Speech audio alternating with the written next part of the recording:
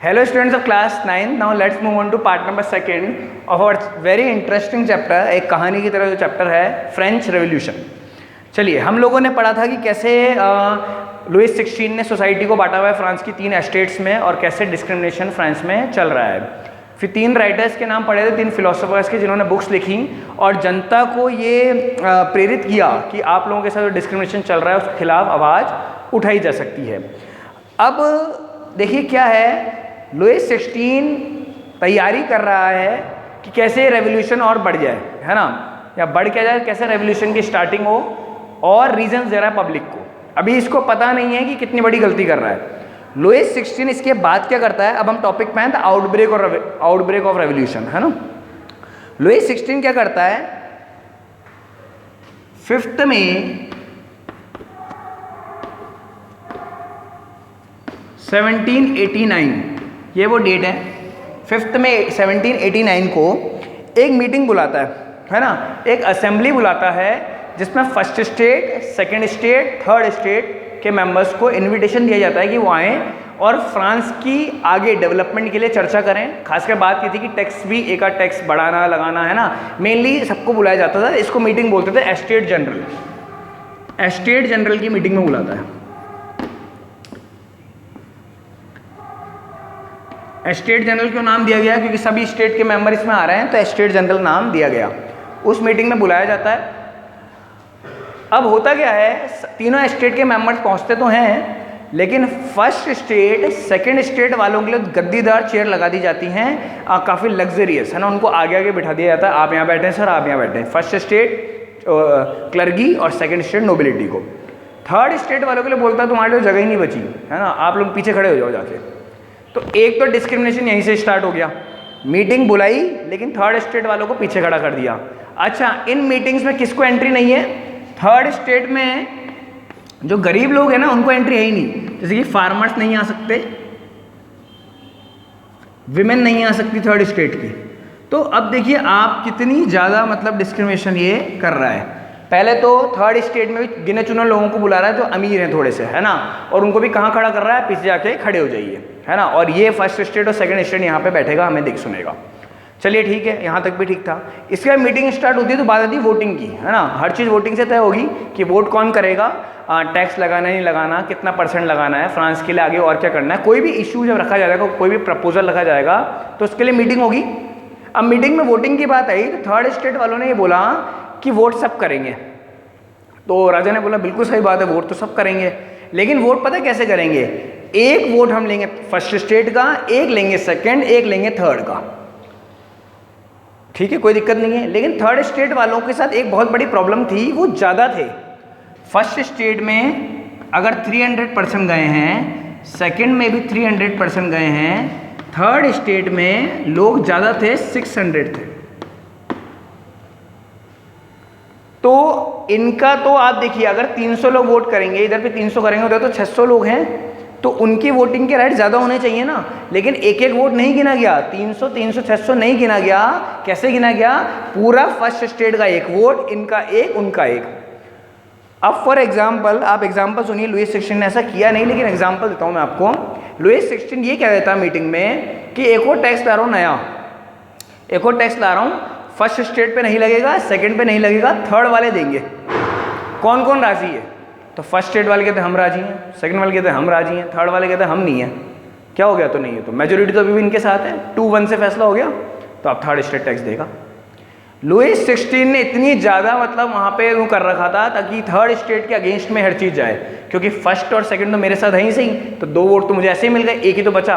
अगर मैं member wise voting करा लूँगा तो 300 वोट मेरी तरफ हो भी जाएंगे, इधर 300, वो तो 600 हैं, एक आध % भी इधर से उधर हो गया तो वोटिंग उनकी ज़्यादा हो जाएगी और मैं हार जाऊँगा। तो थर्ड स्टेट वालों ने बोला कि मीटिंग पर पर्सन कराओ। लुइस 16 नहीं माना, गुस्से में थर्ड स्टेट वाले उठ के चले गए। They walked out of the assembly, और असेंबली वहीं पे छूट गई। ये एक बहुत बड़ी गलती थी लुइस 16 की। यहाँ से अब रेवोल्यूशन को ट्रिगर कर दिया उसने। ट्रिगर मतलब कि एक तरह से अब गुस्से में लोग आ गए कि वो किताबें भी पढ़ ली सबने, सब लोगों को लगने भी लगा कि हाँ हमारे साथ डिस्क्रिमिनेशन तो हो ही रहा है, और इसके लिए एक कारण भी मिल गया कि हाँ हमारे साथ गलत हो रहा था, अब हम इसके खिलाफ आवाज़ उठाएंगे। ठीक है, अब क्या होता है इसके बाद अच्छा डेट ध्यान रखना है, 5 मई 1789 की बात है जब ये सब हुआ। तो मई के बाद आएगा जून, ठीक है, मई के बाद जून आएगा। 20 जून को ये 1789 की ही थर्ड स्टेट के जो पर्सन हैं वो मीटिंग रखते हैं अपनी, है ना, वर्सेलिस में। वर्सेलिस एक बहुत इंपॉर्टेंट सिटी है, बहुत बड़ी सिटी है फ्रांस की। वहाँ पे अपनी मीटिंग रखते हैं, थर्ड स्टेट के मेंबर्स मिलते हैं। बस वो बोलते हैं कि अब बहुत हो गया, है ना, थर्ड स्टेट वाले बोलते हैं बहुत हो गया, अब फ्रांस को राजा नहीं चलाएगा, फ्रांस को चलाने के लिए कॉन्स्टिट्यूशन बनाएंगे हम। ठीक है, अब आप यहाँ पे एक चीज़ देखिए, ये बात मैं कब की कर रहा हूँ, मैं ईयर भी लिख देता हूँ, 1789 की। यानी कि फ्रांस में कॉन्स्टिट्यूशन, डेमोक्रेसी जैसा वर्ड 1789 में ही आ गया था, आज से लगभग 180 ईयर्स पहले। तो आप अज्यूम कीजिए कि फ्रांस, आज भी जब आप देखेंगे बुक्स वगैरह में, तो फ्रांस ने ही डेमोक्रेसी पूरे वर्ल्ड को सिखाई है। वो इसीलिए क्योंकि फ्रांस का रेवोल्यूशन बहुत ओल्डेस्ट है, बहुत पुराना है। अभी आप जर्मनी रशिया का पढ़ेंगे, वो नया है रेवोल्यूशन। फ्रांस का रेवोल्यूशन बहुत पुराना है।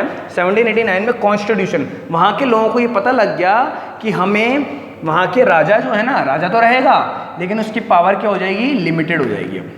अभी तक राजा की पावर अनलिमिटेड है ना, वो जो चाहता है कर लेता है, थर्ड स्टेट पे टैक्स लगाता है, बाकी पे नहीं लगवाता, हमारे साथ बुरा व्यवहार करता है। ये सब खत्म हो जाएगा, टैक्स सब पे लगेगा और राजा की जो पावर है, किंग की पावर हम क्या कर देंगे, लिमिटेड कर देंगे। ये इन्होंने बोला। ठीक है, अब आपको ध्यान रखने, इनके दो लीडर थे, नाम है उनके Mirabeau, मिरेब्यू एंड एब्सियस।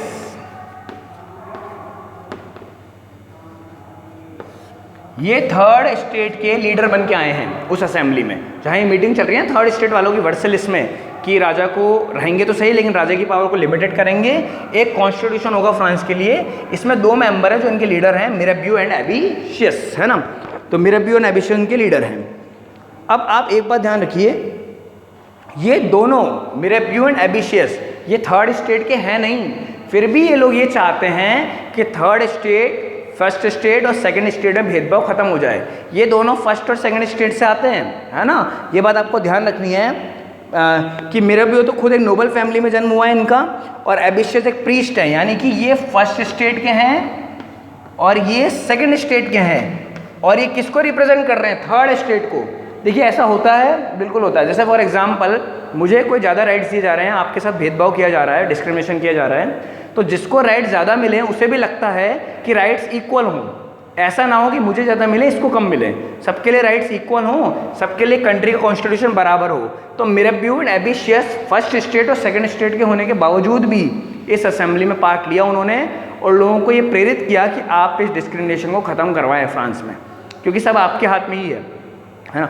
अगर जनता, आप लोग सब साथ हो जाओगे थर्ड स्टेट वाले, तो कुछ भी, सब कुछ मुमकिन है। तो ये मिरेब्यू एबिशियस से करते हैं, ठीक है। और जो एबिशियस था ना, ये तो एक पैम्पलेट भी लिखता है जो बहुत फेमस होता है ना। पैम्पलेट में लिखता है what is the third state. एक पैम्पलेट बनाता है बहुत बड़ा और गवर्नमेंट से सवाल पूछता है कि मुझे आप बताइए कि थर्ड स्टेट क्या है ना, और वो क्यों बनाया गया है जनता इनके लिए, क्यों इनके साथ आप भेदभाव कर रहे हैं। कौन लिखता है, एबिशियस, जो ओरिजिनली एक प्रीस्ट है, एक चर्च में प्रीस्ट है ना, फादर कहते हैं ना उसे, वो है, माने कि फर्स्ट स्टेट में आते हैं। वो गवर्नमेंट से पूछते हैं what is the third state. तो ये आपकी पूरी कहानी है कि कैसे अब फ्रांस में पब्लिक जो है, थर्ड स्टेट की जो पब्लिक है, वो अपने राइट्स के प्रति जागरूक हो रही है, और कैसे फर्स्ट स्टेट वाले और सेकेंड स्टेट वाले भी उनका साथ दे रहे हैं। मिरेब्यू एंड एबिशियस, मिरेब्यू खुद एक नोबल फैमिली से आते हैं, राजा महाराजाओं के घर से, और एबिशियस चर्च में फादर हैं, जो एक पैम्पलेट लिखते हैं। पैम्पलेट पे क्या लिखा होता है, पैम्पलेट मतलब बहुत बड़ा पोस्टर बनवाते हैं, है ना, और उसे फ्रांस में गली गली में लगवा देते हैं what is the third state नाम से। यानी कि धीरे धीरे करके प्रोटेस्ट चालू हो गए वहाँ की गवर्नमेंट के खिलाफ या लुई 16 के खिलाफ, है ना। उसके बाद अब रिवोल्ट चालू होगा। इसके बाद हम पार्ट नंबर 3 में करते हैं। Thank you.